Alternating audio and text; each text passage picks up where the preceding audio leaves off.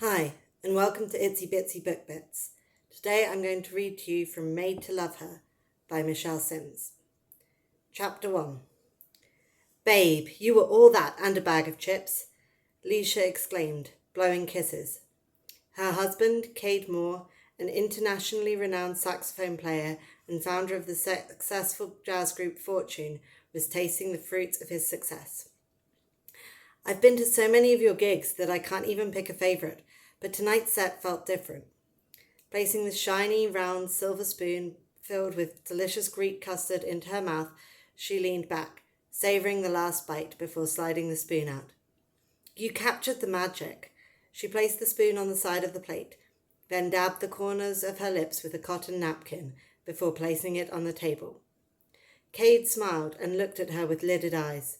He cleared his throat, leaned forwards and whispered to her, Thank you. I hope you plan to use those luscious lips on me tonight. You've been teasing me since we sat down for a light meal and a nightcap. What are you talking about? She teased, licking her lips playfully, enjoying the effect she was having on him. I was just saying that you were in the zone tonight. You played with such passion it was impossible not to get swept up in the driving beat of the music. She crossed her right leg over her left in a sensual arc. Cade lowered his thick lashes, biting his lip, unable to turn his eyes away from his beautiful wife. Lecia's bronze skin glowed in the candlelight flickering from the table. She ran her fingers through her thick, silky hair. Since the birth of their twin girls 3 years ago, her ample chest and curvy shape had remained intact. There was no doubt in her mind that she was gorgeous.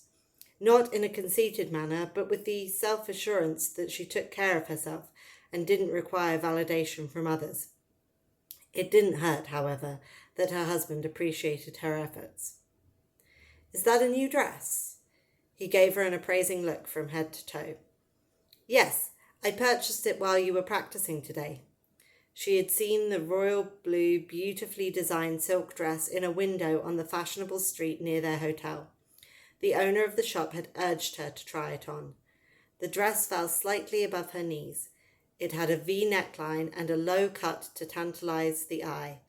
The soft fabric graced her curves, and with a few quick alterations, it was tailored to perfection. I had my reservations about leaving the kids to join you for a week, but I'm glad I came. Reservations? He laughed. I recall hearing a no way, I can't go. I'm glad my parents convinced you we needed time alone, away from the kids. Miles didn't want to come. At 10 he prefers to be at summer camp with his friends. You know the girls will have a good time with my parents and their cousins. I know, she smiled. It was a good idea. I'm having a great time. They were enjoying a wonderful night in Athens, Greece, at the rooftop restaurant in the luxurious hotel where they were staying. Cade and the band had performed a private gala celebrating the upcoming 2000 Olympic Games scheduled to be held in Australia. Financial backers of the Games, which included a who's who of international companies, had gathered at the ancient site of the Games in Greece as a prelude to the celebration of what was dubbed the Millennium Games. Cade and the Constantine brothers were the headliners at one of the events. Let's get out of here and let the fun begin. He waggled his eyebrows. A man can't be all work and no play. His phone buzzed. Looking at the screen, he read the message. That's the room steward. He stood and placed the phone in his pocket. Girl, I have some plans for you. The bill has been taken care of. He extended his hand to help her rise from her seat. There should be champagne chilling in the room, the whirlpool has been started, and a little mood music should help us keep this party going. Placing his hand on the small of her back, he escorted her out of the restaurant and down a small flight of stairs to the hallway. As Lecia pushed the elevator button, Cade slid in behind her and pressed his warm body against hers. You smell good. She took a breath, inhaling his fragrance, a blend of sandalwood and musk. You're wearing something different. It's making me feel a little frisky. Yes, it's new. He grabbed her tighter around the waist. If you're feeling frisky, then it was money well spent. You're not the only one with the surprise. The elevator's metal doors opened and they stepped inside. He pressed the button to the floor where their suite was located. The door closed and the elevator slowly descended, making a noise of metal grinding against metal. Stepping forward, they waited in anticipation as the car approached their floor. "Why isn't it stopping?" Lecia cocked her head, asking as she looked back at Cade, who leaned forward to press the button on the next floor. The car sped up and passed that floor as well.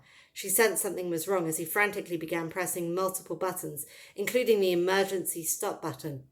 But the elevator screeched as it lurched upward and then picked up speed in its descent. Cade turned away from the lighted panel and grabbed Lecia, placing her back against the railing. He lifted her to waist high. "I need you to brace for it in case we crash." He was breathless and yelling over the loud, jerking sound of the racing elevator. "Cade, we can't crash." Sweat trickled from her forehead. She held tight to his arms. "Place your legs around my waist and your arms around my neck. My body will absorb the pressure of the impact." Wide-eyed and demanding, he quickly placed a hand at the back of her head and secured her body against his shirt wet with perspiration. Her breath was shallow, and her heart thumped so hard it threatened to come out of her chest. Minutes before, she was looking forward to a night of pleasure. "What now? Why is this happening to us?" Red-hot fear coursed through her body as she fought off thoughts of impending disaster. "No, no!" She spoke with an urgency that fate would step in, and hoping the nightmare would end. She shook her head, refusing to accept that these were the last moments before they plunged to their death. She did the only thing she could think of. She prayed. "God, don't let us leave our children." She struggled to get the words out. Every nerve in her body was raw and on edge. "Please, not like this." The light of the elevator car flickered before it jerked upward again. Suspended in the shaft for a few seconds, it stopped abruptly before slowly descending to the basement floor. Breathing hard, Cade placed his hands on the side of Lecia's face. "Are you all right?" He searched her eyes for the answer. "I'm all right." She placed her forehead against his. "Are you okay?" He nodded. The elevator's doors opened. Lecia's legs were still wrapped around Cade's waist. "Going down?" Vincent Moore asked, leaning against the doorframe. His legs were crossed at the ankle. "What just happened?" Cade frowned and turned his head to face his brother. He lifted Lecia off the railing and placed her feet on the floor. She straightened the hem of her dress, then ran her hand through her hair. "Yeah," she said, knitting her brow. "What's going on?" Vincent looked around the darkened space filled with unoccupied cars before answering, "Let's get out of here and I'll explain. Hopefully this won't take too long." He pointed toward the stairs, leading the way to their room. Cade placed the key car in the lock, opening the door. They stood in the doorway, tired after walking up several flights of stairs. Just as he had promised Lecia, the lights were low and inviting. Smooth jazz music was playing in the background, and a few bubbles still floated in the glasses of champagne that had been left for them by the room steward. "I think I'm going to have some of this." Lecia took one of the crystal flutes off the tray and took a sip of her drink. "I'll join you." Cade turned up the glass and finished his drink in one gulp. "Start talking, brother." He wiped his mouth with the back of his hand. Vincent looked around the room. "Sorry I've ruined the vibe, but as you can probably already realize, this was an emergency." "An emergency?" Cade walked in a circle around him. "What did you have to do with this emergency?" His chest heaved. He leaned forward, placing his hands on his hips. "You told me you were working with Interpol to guarantee the safety of the games, but I never thought it meant putting my life and hell, Lecia's life, in danger." Vincent held up a finger. "1 second, I have to take this." He turned away and faced the wall. "I have everything under control. Are you all following up on that lead? What about the guy we saw on CCTV in the basement, coming out of the elevator shaft?" He began pacing, then came to a stop. "I want to be there when he's caught and interrogated. I don't care what time it is. Bye." Cade walked towards Lecia and placed an arm on her shoulder. "Speak," he shrugged. "We're waiting." "Listen, guys," he took a seat. "I didn't see this one coming. My team was aware that that bad guys may have been planning to make a move on me, but I never thought they would include the both of you." He leaned his head against the back of the couch and slapped his forehead with the hand. "I designed this hotel, and my team also created the security features. As the owner of a renowned architectural firm and part owner of several hotels, Vincent's services were requested around the world for his skills and knowledge of state-of-the-art security features. Believe me, there's no way that I would have used you as bait to flush out threats." "Bro, I know you love to play cat and mouse games. Remember, I've worked with you on some of your assignments," Cade reminded him. "I know how it looks, but I only asked you to stay here to keep an eye on you while you were in Greece. We booked you under an alias." He crossed his long legs and grabbed his chin with his right hand, contemplating their current dilemma. "You told me you were coming alone. I had no idea Lecia was coming with you." "Before this happened, I was glad she had agreed to come. We haven't had too much time alone since the twins were born." Lecia's phone rang. She looked at the screen of her Nokia 3310. "It's a North Carolina number. I don't recognize it. I'd better take this call. Hello?" "Place it on speaker," Cade and Vincent whispered in unison. "Mrs. Moore." A loud, unknown female voice filled the room. "This is the summer camp your son Miles is attending. There's been an accident. We're transporting him to the hospital. He's crying for his mother. His side." "What?" Lecia placed a hand on her chest. "What kind of accident?" "We'll explain it when you get here," the woman continued. "Because of the urgency of the situation, we've booked a flight for you back home from Greece. You can reimburse us for the charges later." Vincent called his mother and asked about the children. He showed a large screen with smiling images of the twins, Ali and Amy, and their son, Miles. "I can make my own arrangements," Lecia told the woman. "I'm going to the airport now." She hung up the phone, relieved it was a hoax. Vincent gave her the thumbs up and handed her the device. "Hey, Mum!" Her children smiled at her. Lecia covered her mouth with her hand. Her eyes watered at the sight of the children. "What's wrong?" Miles asked. "I had Grandpa come and get me. I wanted to check on my sisters. They were missing us. Dad told me I had to look out for them while you were away." "Nothing's wrong," Lecia said as she wiped her eyes. "These are happy tears. I miss you and I'm happy to see you. That's all." "Hey guys," Cade leaned in and took the screen. "We love you all. We'll be home soon." He blew kisses up. The twins returned their affection by placing their small hands to their mouths and sending kisses. "Talk to you later." Lecia made a heart sign with her hands. "Mummy loves you." Vincent returned to the room. "This is the work of professionals. We're going to increase security around the two of you." He turned to Lecia. "Good job. We have an agent who looks like you heading to the airport. She has your body build and thick curly hair. We've had more rats coming out of the woodwork since you two got here. I'm going to get to the bottom of this." "I'm playing some concerts before the Olympics, but what does that have to do with this? You still haven't explained." "Listen, man, I'm running out of patience," Cade said.